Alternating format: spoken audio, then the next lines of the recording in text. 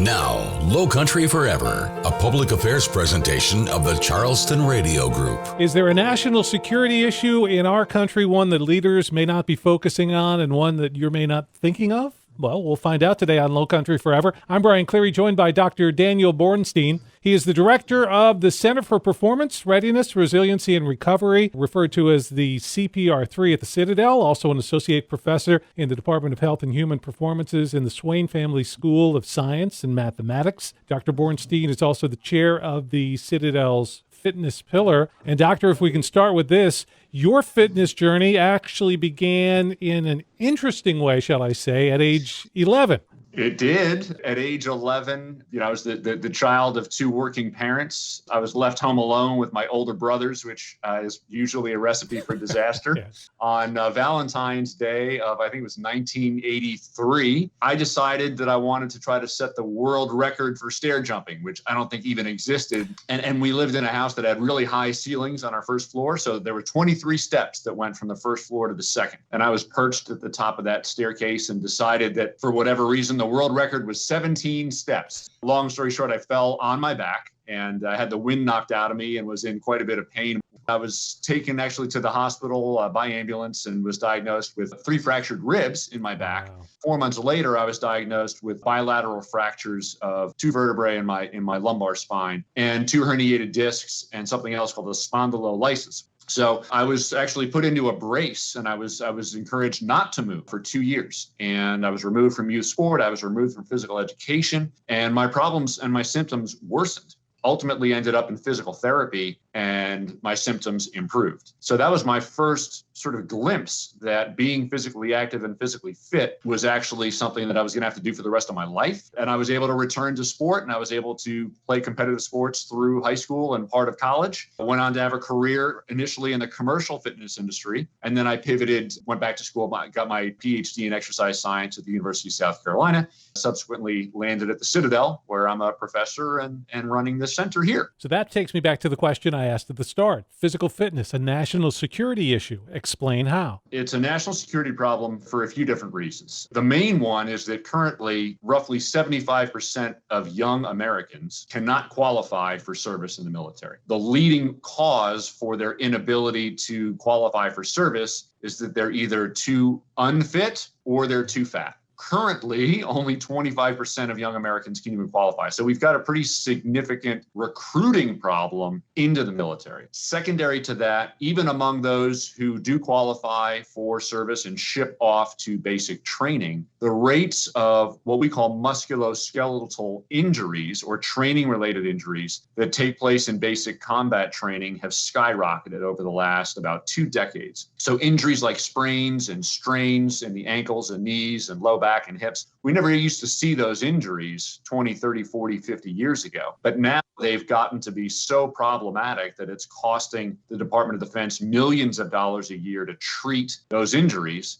And even after basic training, we continue to see musculoskeletal injuries be a significant problem, leading to what we call non-deployability. So there are a number of individuals, active duty, guard, and reservists, who are non-deployable because they have musculoskeletal injuries that are essentially the result of their not being able to be fit enough to serve. It is significantly limiting our ability to recruit and significantly limiting our ability to get into the fight when necessary. Doctor, in your area of expertise, can you look and point to the factors that are creating this? Is it kids are eating too much fast food, they're on their video games, on their smart devices? Is that the case, or do you see something different? That's certainly part of it. We've certainly seen secular declines in physical activity over the last couple of decades. And part of that is at the individual level. So yeah, video games certainly are part of the issue. But I would say it's a bigger problem than that. It's more about how we've essentially engineered physical activity out of our lives. When you think about our transportation infrastructure, for example, it's largely designed to support single occupant vehicles getting from place to place, whereas it doesn't really support individuals walking and biking, or if they're in a wheelchair, rolling from place to place. So that's had a significant decline. In the workplace, we've seen obviously with the automation, which does great things for productivity, but it also limits the amount of physical activity people get in the workplace.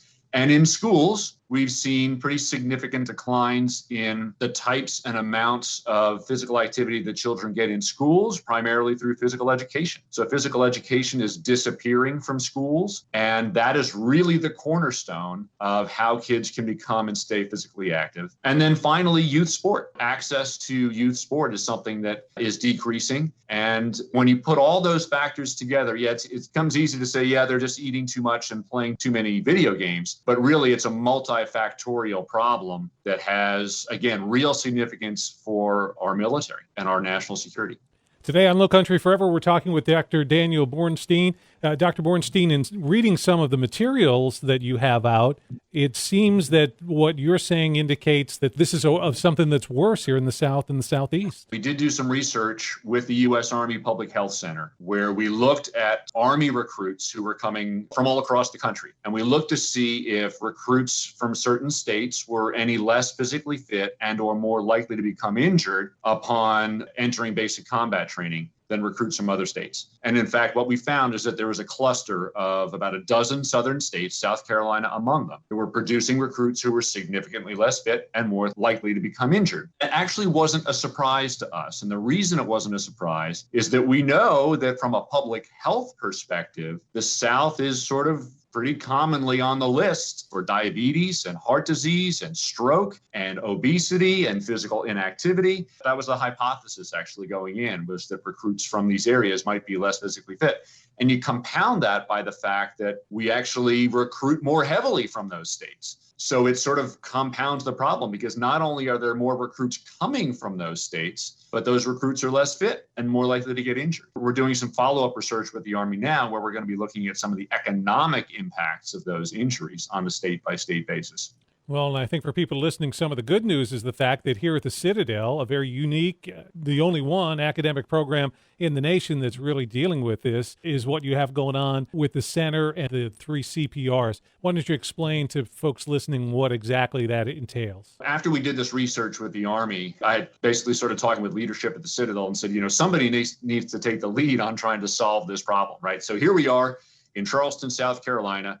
We are the problem. And we've got an opportunity to be the solution to the problem. So we decided to stand up this Center for Performance, Readiness, Resiliency, and Recovery, which has 3 essentially legs to the stool. You mentioned the academic degree and certificate programs, which I'll talk about in a minute. And then there's also research and community engagement. Through research, we're continuing to A, shine a spotlight on the problem, but also B, identify solutions to the problem. So to try to intervene and make things better. And through community engagement, we're doing the same thing. We're trying to work with local, what we would call tactical athletes, military personnel, first responders, and we even put veterans. And of course, our cadets are in that category. Tactical athletes, just like sport athletes, have unique physiological and even psychological and cognitive demands that they have to meet or overcome in order to perform well at their job and even perform well off their job. And there's a new field that has emerged that's called tactical strength and conditioning coaching. I think we're quite familiar with sport strength and conditioning coaches. It's not just the head coach, but there's a strength and conditioning coach that's responsible for getting the athletes ready to compete. The same model is now being developed in the military, but there was no college or university in the country or the world that actually had an academic program that was specifically geared towards training professional tactical strength and conditioning coaches. So that's what we developed, an online undergraduate Bachelor of Science degree program. We developed an online graduate certificate program for individuals who may already have a bachelor's degree. And then we also have a residential Master's of Science degree. And we actually call it Tactical Performance and Resiliency. And the reason we do is that, as I mentioned earlier, not only do we need to graduate individuals who have a good understanding of the physiological demands of the tactical athlete, but also the psychological and cognitive demands. Through our program, we have built in subject matter expertise within those cognitive and behavioral domains so that when they go out into the field and they're working with these tactical athletes, they'll often be working as part of an integrated team. So our students are the sort of tactical strength and conditioning folks, but they need to be able to recognize signs and symptoms of physical distress, like stress fractures and strains and sprains, and be able to refer those tactical athletes out to the physical therapists and athletic trainers. And similarly, They need to be able to recognize maybe signs and symptoms of mental distress, stress, anxiety, depression, suicidal ideation. And their job isn't necessarily to treat those things, because that's not their area of expertise, but it is their job to recognize and then refer those individual tactical athletes out to the proper professionals who can help them out. On Lowcountry Forever today, we're talking with Dr. Daniel Bornsteen. You have a lot of titles there at the Citadel. I'd like to see your business card. And dad should lead with dad and husband. But I do these other things too. She is the Citadel's chair of the fitness pillar there. Now, for someone listening who, like me, runs or works out on an elliptical, because we're talking about military and first responders, is this a different level of training? Yes and no. I think you bring up a really good point, right? So there's this broad umbrella of physical activity. And physical activity, which is incredibly important for just general health, for preventing diseases like diabetes and heart disease and even Parkinson's and dementia and things like that. You could be gardening and walking and playing with your children or grandchildren. All those things are incredibly important. And even tactical athletes benefit from being regularly physically active. And there is physical fitness. There is purposeful strength and conditioning and fitness programs that are designed to help an individual meet a specific demand. So if that demand happens to be carrying a 60 or 80 pound backpack 12 miles into a post, and then being required to sprint and duck behind a tree and then squeeze off 3 rounds and then grab a buddy maybe who's injured. Those are some very specific demands that you aren't going to be trained for if you're just walking on a treadmill or gardening. And that's where the tactical strength and conditioning coach comes in as somebody who can prepare those tactical athletes for those demands, whether that's in the military or maybe on the first responder side as a law enforcement officer, firefighter, EMS work. Let's talk about the community aspect of this, because someone listening may be saying,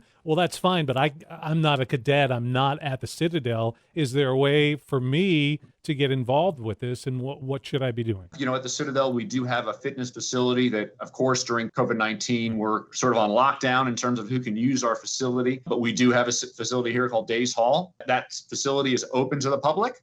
And we have graduate students in our programs who could work with members of the community if they wanted to improve their fitness. If you're a tactical athlete in the community, if you're a firefighter or a law enforcement officer, certainly you can engage with us one-on-one. And we're now engaging with entire departments. So we're engaging with, for example, Charleston Police Department SWAT team, where we're going to be doing some regular training of the SWAT team. So the CPR3 is a little bit more narrowly focused on groups of tactical athletes or individual tactical athletes, but also if you're just an individual out there who's trying to get a little bit of help with their fitness. If you wanted to come to the Citadel and use Days Hall once COVID releases its clutches from us, you're certainly welcome here. Let me follow up on that a little bit, because in every interview that I do, sadly, I have to ask the question, how has the pandemic affected what it is that you're trying to accomplish? It has challenged us, but it hasn't presented challenges that we couldn't overcome. It's delayed some of the efforts that we are undertaking with Charleston Police Department and Joint Base Charleston, but we are continuing with those efforts. We had a series of research studies that we were doing with our cadets, specifically those who were contracting with either the Army or the Navy or Marines, where we were providing them with professional tactical strength and conditioning training as opposed to traditional military physical training. Those studies had to be canceled due to COVID. Right. But we're now starting those things up again. And we were able to, through the generous donation of a private donor, we were able to actually establish an outdoor training facility called a Mobile Tactical Training Center. And that allows us to take what we were doing indoors and bring it outdoors where we know it's a little bit safer to be exercising. So we're using that Mobile Tactical Training Center now more regularly with our cadets and with some of these other members of the community to provide them with some tactical strength and conditioning training. Doctor, for someone as serious as you might be doing 2 hours a day of workouts. Other people would say, I don't have time. What is it? In your opinion, how much physical activity should one have per day, per week? The best answer is it depends. And then you have to say it depends upon what. If the goal is to make dramatic improvements in physical fitness and performance, you may need to devote 60 to 90 minutes per day of, I would say, moderate to vigorous or vigorous exercise, which is structured and planned, and you're doing probably weightlifting as well as a number of different elements in which you can improve your cardiovascular fitness. But if your goal is simply to maintain health and prevent disease, you just need to do at a minimum what the federal physical activity guidelines suggest, which is 150 minutes per week total of some form of moving your body. It doesn't need to be structured exercise. It can be going for a walk with the dog. It can be parking further away from the grocery store and getting more steps in. It's roughly 30 minutes a day, 5 days a week, and it does not even have to happen all at the same time. It can accumulate over the course of the day.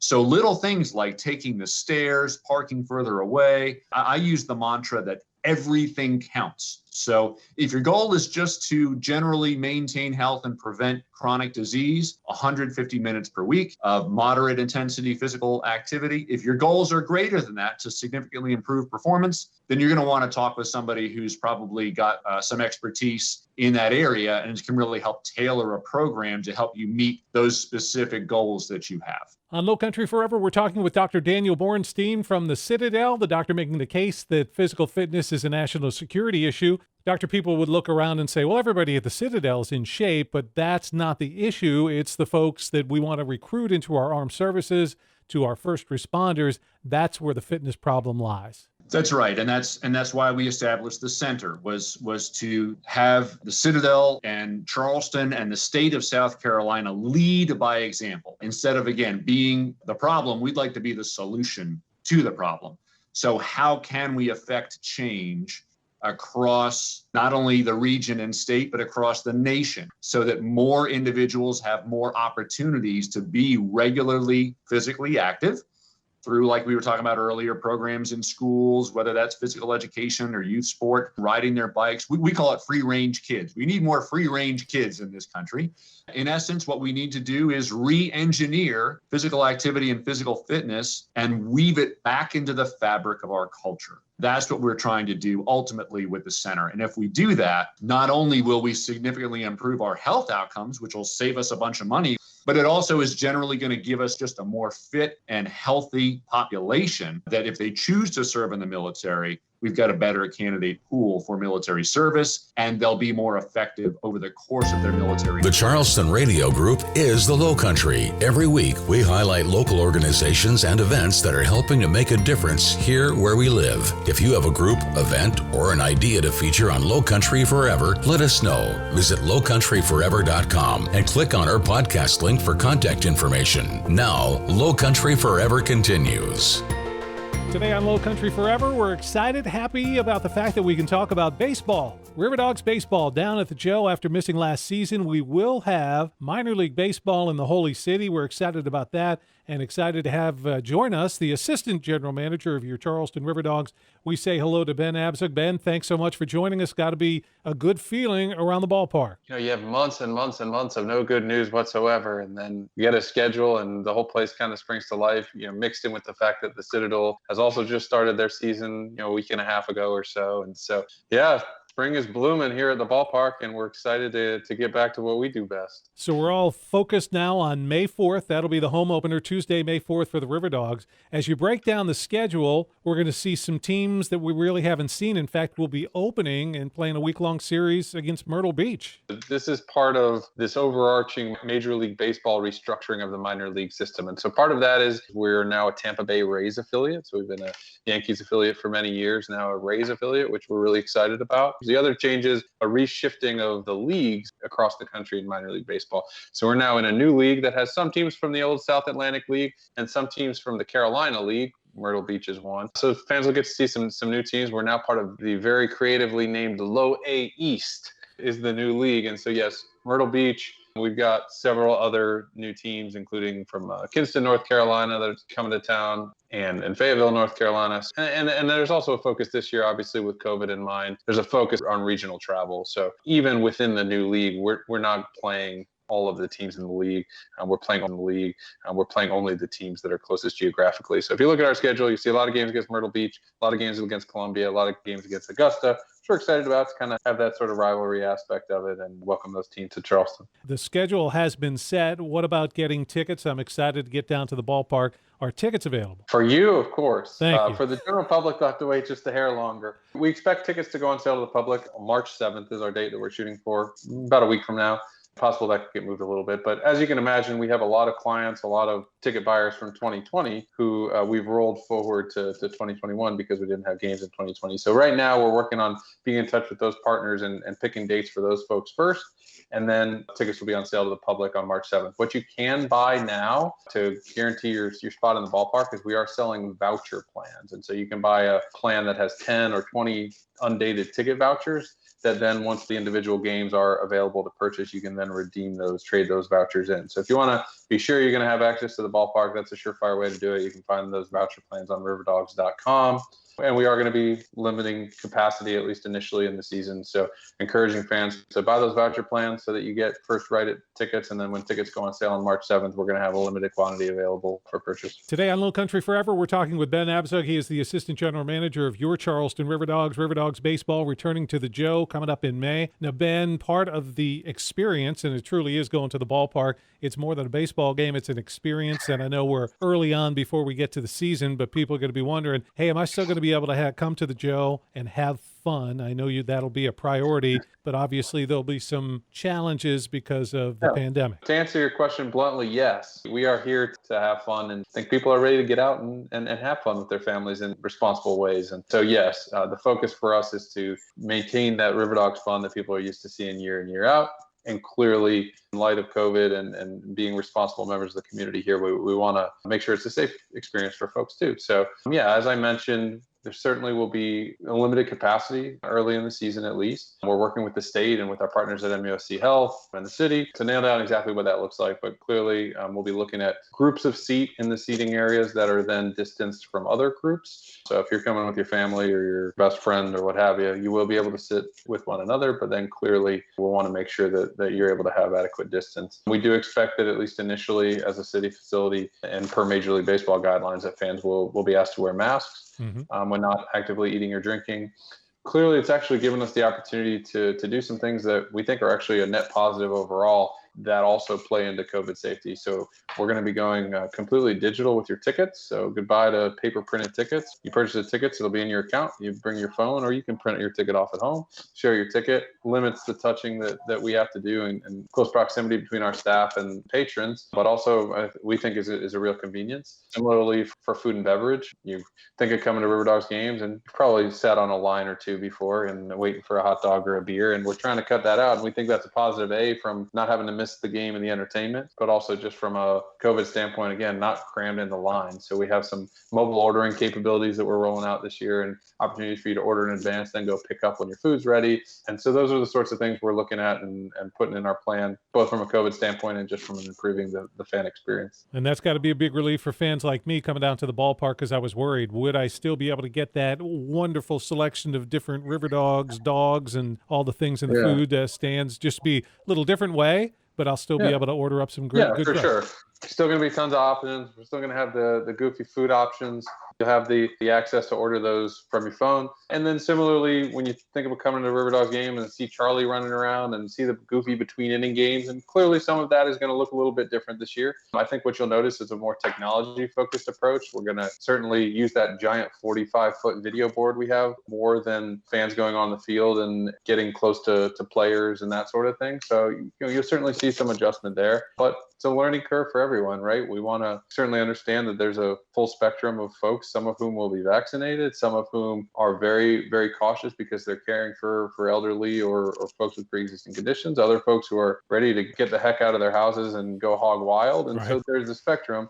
As always, we want the ballpark to be a place that everybody feels comfortable. And so that's going to be the driving force in the decisions that we're making, as well as obviously guidance from Major League Baseball, the state, the city, and MUSC, just to be good stewards in the community. Thanks for joining us on Lowcountry Forever. I'm Brian Cleary. It's Riverdogs baseball we're talking about with the Assistant General Manager of your Charleston Riverdogs. And Ben, you guys haven't had a game at the Joe in quite a while, but it's not like you guys haven't been doing anything. In fact, throughout the pandemic, the Riverdogs have still kept way involved in the community with Charlie T. Riverdog out. Can you talk about some of the things that you've been able to still do, even though there weren't games at the Joe? Thanks for saying that, Brian, because it has been, you hear the word pivot a lot in this, last 18 months, and we have had to pivot what we're doing because we see ourselves above all as an active member of the community, and we support various organizations and causes in hopes that we can be a positive influence in the community, and then people want to come out and support us. And so that mission hasn't changed at all, right? We're not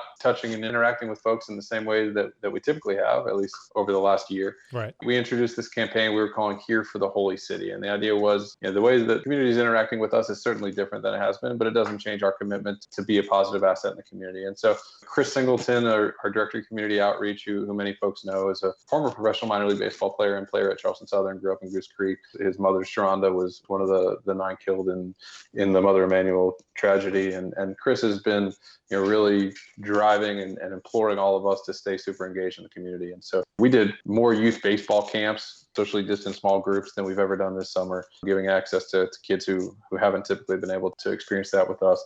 We did youth culinary camps with our executive chef, Josh Shea, all summer. We've continued to do as much as we can volunteering events in the community, again, in safe ways. Chris, just this weekend, alongside Mother Emanuel, did a baseball supply drive with the Play Ball Initiative, which is Major League Baseball and USA Baseball's youth outreach program, which has been super successful. And so all in all, we're trying to be out there, highlight our partners who are doing great things in the community to get everybody through this, recognize healthcare heroes through MUSC, and really do anything we can to stay visible and a positive force in the community when everybody can be using that little uplift. And that's how we view ourselves, as being a member of this community that can help folks put on a smile. And if you could talk a little bit more about it, because you've had a partnership with MUSC Health at the ballpark for a number of years, but I think even now in the pandemic era that we're in, that's become an even more important link for the Riverdogs and folks who might be concerned about safety at the ballpark. Yeah, for sure. They've been a tremendous partner, and our partnership goes in a lot of different directions, from customer service to getting kids involved and active to diversity and inclusion. I mean, those are all cornerstones of that relationship. But I think, to your point, this year even more so, they've been a huge resource for us in really understanding how we can provide a safe environment for people to come out and watch baseball, because our goal has always been to get here to 2021 and be ready to host people and still have fun. And so, yes, we've got a couple of their doctors who reviewed a couple iterations of our plan and are working with us to come up with the smartest way to host people. And what an amazing job those folks have done this year, right? I mean, it's been obviously treating folks, obviously rolling out vaccine, but also just being the community leader and the resource to organizations like ours to say, here's how we can collectively operate and move forward in the smartest and safest possible way. And they've been amazing for us. And you look around the country and look at how many states are dealing with the pandemic, and you'd have to think that the state of South Carolina, led by MUSC, are doing a fantastic job, and we're proud to be partners with them, and obviously they're providing us a lot of great counsel and advice, and people can feel assured that when they come out to the ballpark, clearly we're heeding that advice and working with MUSC to provide a safe experience for everyone. And that experience would also carry over to your Segra Club for private events. But if I want to come to the ballpark, bring my kids, Charlie T will be there. We'll still be having birthday parties, picnics, all that stuff. You think about coming to the ballpark and you sit in the stands, and we've also got picnics that we're still going to be operating at a reduced capacity with a slightly different operational plan. The Segra Club at Riley Park, which you mentioned, which is our indoor-outdoor high-end space that includes food and drink in every game. It's an awesome experience, especially when it gets a little toasty in Charleston. Yes. We'll have individual suites for sale, all that stuff. Again, a different plan for each of those areas to make sure we're keeping folks safe. Yeah, all that stuff's going to be available when we go on sale on March 7th.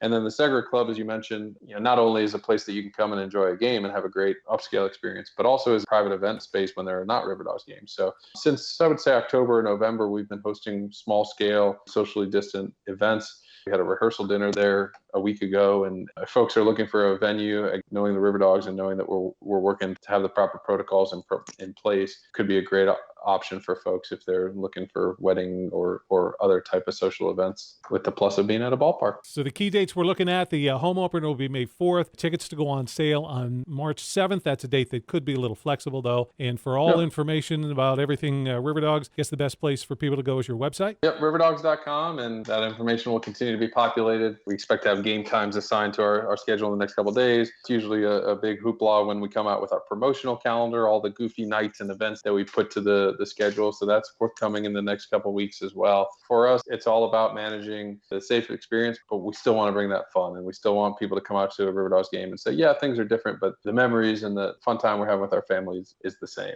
That's our focus, and we've got a great team working toward that, and hope everybody will come out and see us and get those tickets when they go on sale before we hit that capacity, whatever it ends up being. And that could be as early as next Sunday. Keep listening to this Charleston Radio Group station to find out more. Riverdogs.com for more information. He, the Assistant General Manager of your Charleston Riverdogs, Ben Abzug on Lowcountry Forever. Thanks for listening to Lowcountry Forever. If you missed any of this week's show, there's a complete recording under the podcast link at lowcountryforever.com. Lowcountry Forever is a public affairs presentation of the Charleston Radio Group.